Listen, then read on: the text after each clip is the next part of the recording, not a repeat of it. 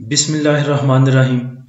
Last session जुम्मे वाले session की अगर बात करें तो एक अच्छा सेशन आप इसको कह सकते हैं, लेकिन चिपकाऊ सेशन था। उस पर आगे चल के बात करते हैं। तो इंडेक्स की जो ओपनिंग थी वो पॉजिटिव ओपनिंग थी 202 पॉइंट के साथ।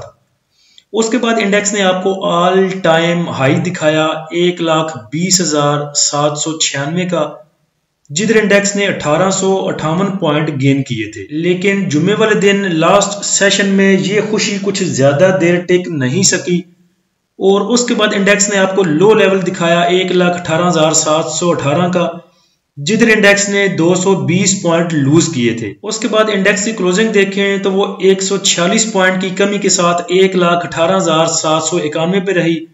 ओवरऑल वॉल्यूम की बात करें तो 313 मिलियन के वॉल्यूम ट्रेड हुए, जो कि अच्छे वॉल्यूम आप कह सकते हैं। जुम्मे वाले सेशन का अगर आप चार्ट देखें तो बायर इसको एक ऊंचाई तक लेकर तो गए, एक पहाड़ी उन्होंने बना ली, लेकिन वो पहाड़ी फिर उनसे सस्टेन नहीं रह सकी, उसको सस्टेन नहीं करवा सके।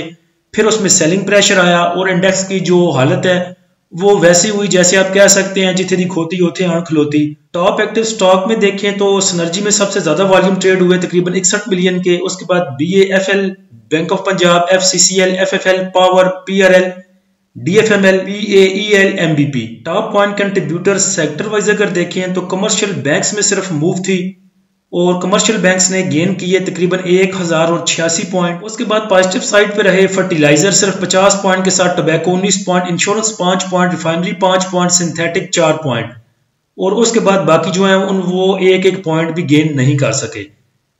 टॉप पॉइंट लूजर की बात करें सेक्टर वाइज तो oil and gas exploration companies ने सबसे ज्यादा पॉइंट लूज किए 521 पॉइंट।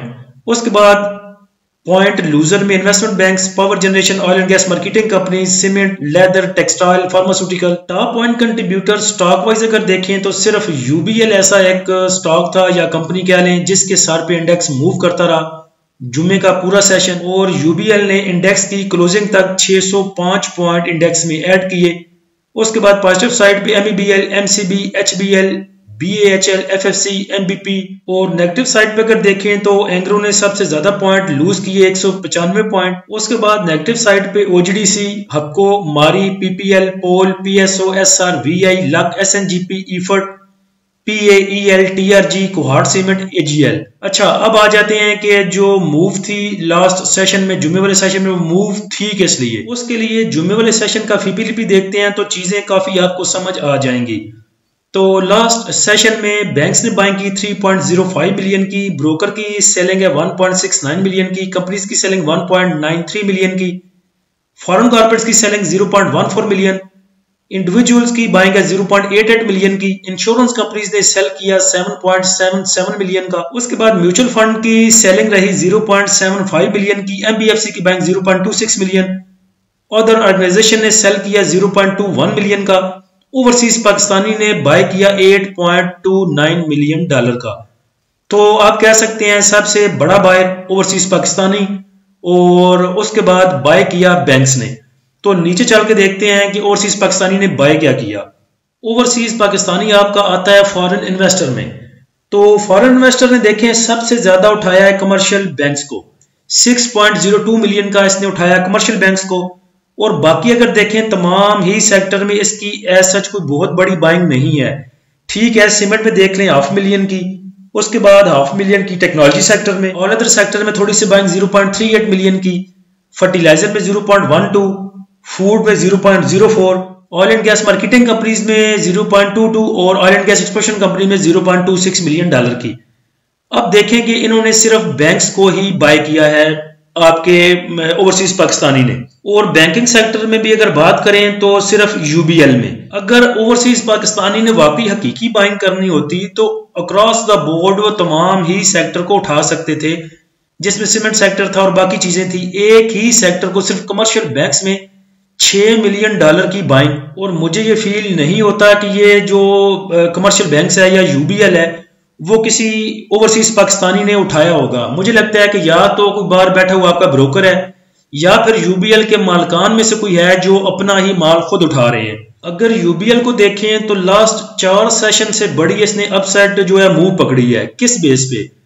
अगर देखा जाए ना कोई बोर्ड मीटिंग अनाउंस हुई है ना ही कुछ और हुआ है, जो पीछे इसकी 11 रुपए इसी पीरियड में इसी वक्त इसने लास्ट ईयर 11 रुपए डिविडेंड दिया था इसी बोर्ड मीटिंग पे, जो बोर्ड मीटिंग अभी अनाउंस हो चुकी है, कल अनाउंस हुई मेरे ख्याल से। अब या तो ये कुछ बहुत बड़ा करने जा रहे हैं और खुद फायदा उठाने की कोशिश में है, या फिर उधर ही चिपका के निकल सकते हैं। इतनी मूव जस्टिफाई तब की जाती जब इसकी ट्रांसमिशन रिपोर्ट आई थी 26 फरवरी को।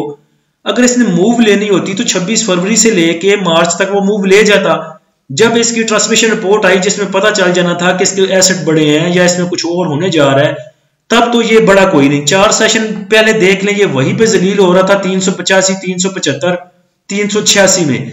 कौन सी ऐसी चीज हुई कि ये 4 सेशन में इतना ऊपर चला गया? अब या तो दाल में कुछ काला है या पूरी की पूरी दाल ही काली है, जैसे कि वो साबित मसर होते हैं जो बटों को बड़े पसंद होते हैं सफेद चावलों के साथ। और उसके बाद चिपकाने की समझ इसलिए आती है कि हमारे जो भाई हैं, जो इंडिविजुअल है हमारा, उसको चीजें तब ही पसंद आती हैं जब ऊपर के रेट्स पे मिल रही होती हैं।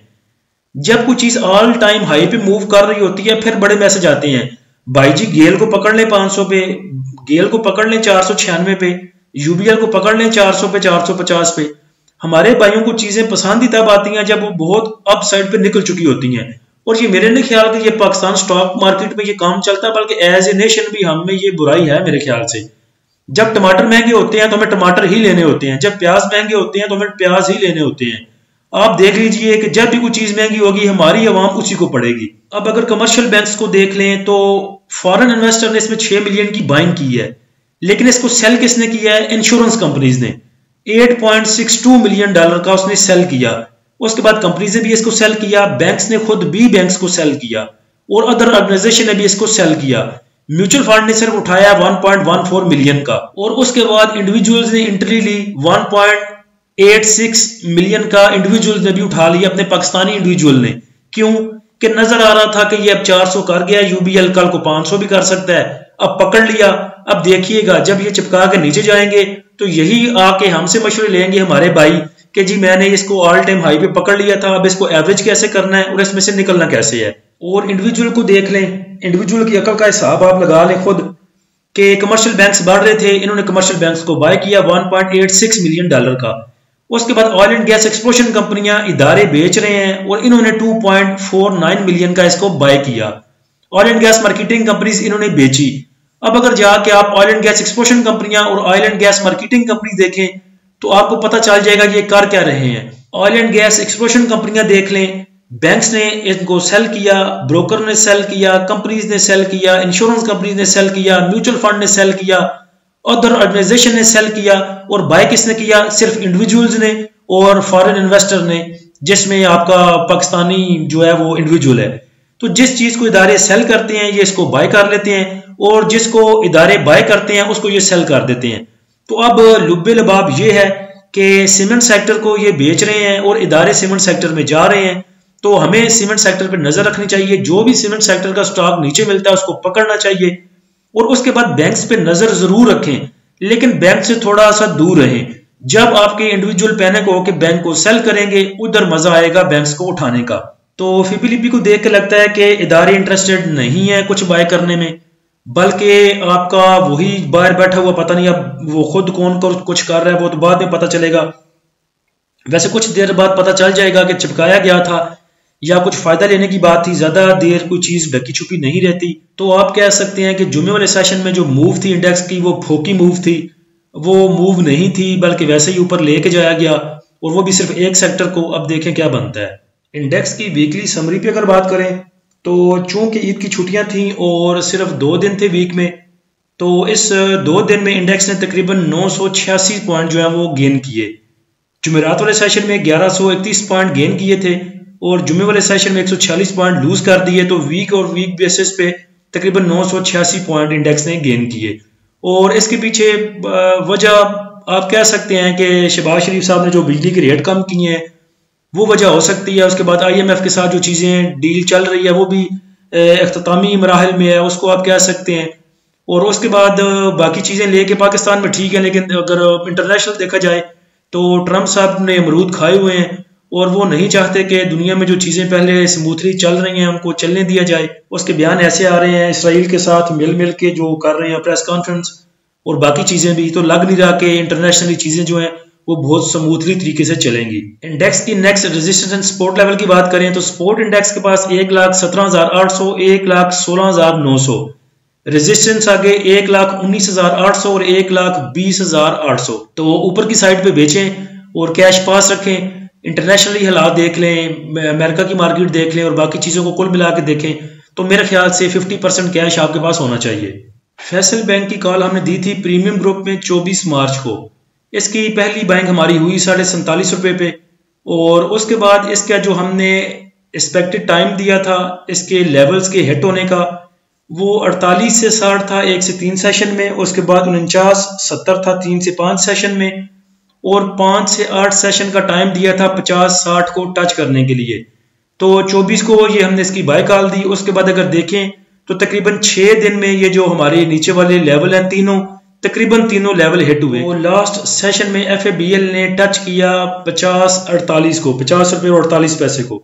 जब जुम्मे वाले सेशन में हमारा इंडेक्स बड़ा हाई पे मूव कर रहा था और बड़े फुल जोरों शोरों से उसने पॉइंट गेन किए हुए थे, तो तब मैंने प्रीमियम ग्रुप में मैसेज किया था और अपने प्रीमियम वाले जो भाई हैं उनको बोला था कि आपके जो भी स्टॉक हैं उनसे निकलने की कोशिश कीजिए, क्योंकि ऑल टाइम हाई पे चिपकाया जाता है, बाइंग नहीं की जाती और आपको माल चिपकाया जाएगा। तो वही हुआ लास्ट टाइम, आपने देख लिया क्या हाल हुआ फिर इंडेक्स का। उसके अलावा भी अगर कोई स्ट्रेटजी समझाने वाली होती है तो वो प्रीमियम वाले भाइयों को समझाई जाती है, उनकी हेल्प की जाती है क्वेश्चन आंसर सेशन में भी और वैसे भी। और अगर आप में से कोई भाई प्रीमियम ग्रुप ज्वाइन करना चाहता है तो नीचे दिए गए व्हाट्सएप नंबर पर रब्ता कर सकता है। और जो भाई वीकेंड पे आएंगे जुम्मे वाले दिन इंडेक्स की क्लोजिंग के बाद वो आएंगे या फिर सैटरडे संडे को, तो उनका जो फर्स्ट डे है वो मंडे से काउंट किया जाएगा। किसी भाई ने गेल को बाय करने का पूछा था, क्योंकि चीजें हमें तब अच्छी लगती हैं जब बहुत ऊपर हों।